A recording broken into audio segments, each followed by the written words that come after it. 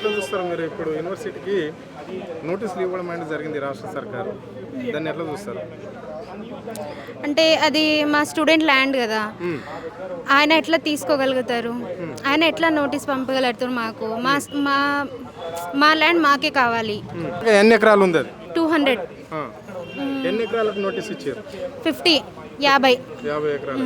ఏంది మరి ఏమన్నా నోటీసులో కూడా ఇక్కడ యూనివర్సిటీని అభివృద్ధి చేస్తాము అని చెప్పేసి ఇక్కడ ఇచ్చారా, లేకుంటే ఏదన్నా పరిశ్రమను తీసుకొస్తాము, లేదంటే ఇంకా వేరే వాళ్ళకి అమ్ముతాము అని చెప్పేసి ఇక్కడ ఉందా? అంటే వాళ్ళు మాకు ఇలా అని ఏం నోటీస్ ఇవ్వలేదు. వాళ్ళు ఏమంటున్నారంటే అన్యూజ్డ్ ల్యాండ్ అని అంటున్నారు. అంటే అది మేము వాళ్ళకి క్వశ్చన్ చేస్తున్నాం, అది అన్యూజ్డ్ ల్యాండ్ ఎలా అవుతుంది? ఒకసారి యూనివర్సిటీకి ఇచ్చేసారు. మా యూనివర్సిటీ చాలా యంగ్ యూనివర్సిటీ. ఈ రోజుకి 29th ఫౌండేషన్ డే ఉంది మా యూనివర్సిటీకి. 29 ఇయర్సే అయింది ఇప్పుడు యూనివర్సిటీ ఎస్టాబ్లిష్ అయ్యి. ఇప్పుడు ఇంకా రీసెర్చ్ ఎన్వైర్న్మెంట్ డెవలప్ అవ్వాలి, హాస్టల్స్ డెవలప్ అవ్వాలి, చాలా అకాడమిక్స్ బ్లాక్ డెవలప్ అవ్వాలి. అక్కడ ఉంది ఇంకా స్పేస్. సో అది డెవలప్మెంట్ కోసం మా దగ్గర ల్యాండ్ ఉంది. అన్యూజ్ ల్యాండ్ అని ఎలా నోటీస్ ఇచ్చారో అదే మేము అంటే అనుకుంటున్నాం. అది అన్యూజ్ ల్యాండ్ అవ్వదు, అది యూజ్డ్ ల్యాండ్.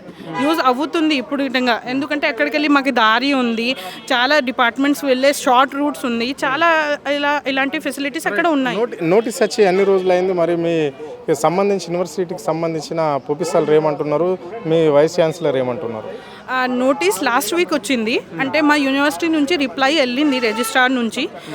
వాళ్ళే అన్నారు, మాకు ఏది తెలిసిందో 2 months టైం ఇవ్వండి, మేము అప్కమింగ్ ప్రాజెక్ట్స్ ఏమేమి వస్తున్నాయో మావి మేము అన్నీ రిప్లై ఇస్తామని 2 months టైం అడిగారు.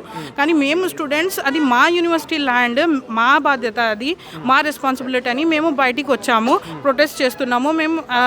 మేము రిగ్రెస్లీ ఇది అనుకుంటున్నామంటే మా ల్యాండ్ మాకే ఇచ్చేయాలి. ఈ నోటీస్ ఎంత తొందర అయినా విత్డ్రా చేసుకోవాలని.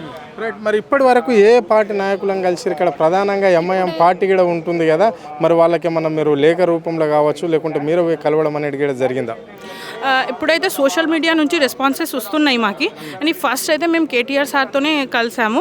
సార్, కేటీఆర్ సార్కి నేను చాలా థ్యాంక్ఫుల్ చెప్తున్నాను. సార్ చాలా టైం ఇచ్చారు మాకి. మేము అనుకుంటున్నాము వేరే పార్టీస్ ఉన్నాయి, చాహే ఎంఐఎం కానీ ఇంకా బీజేపీ కానీ, వేరే సిపిఐ, వేరే వేరియస్ పార్టీ నుంచి మాకు సపోర్ట్ వాళ్ళు ఇస్తారని మేము అనుకుంటున్నాము. అంటే ఇప్పుడు మొన్న మనం చూసినాము, సెంట్రల్ యూనివర్సిటీలో కూడా బుల్డోజర్ను తీసుకుపోయి చెప్పేసి అక్కడ ఉన్న చెట్లను కూడా కొన్నింటిని తీసివేయడం అనేది జరిగింది. అదే పద్ధతిలా మీ యూనివర్సిటీ దగ్గరికి, ఉర్దూ యూనివర్సిటీకి వస్తే మరి మీ కార్యాచరణ ఏ విధంగా ఉండబోతుంది? ఏమంటున్నారు ఈ విద్యార్థులు అయితే చాలా అగ్రెసివ్గా ఉన్నారు. వాళ్ళు ఆల్రెడీ ప్రొటెస్ట్ స్టార్ట్ చేసేసాము మేము.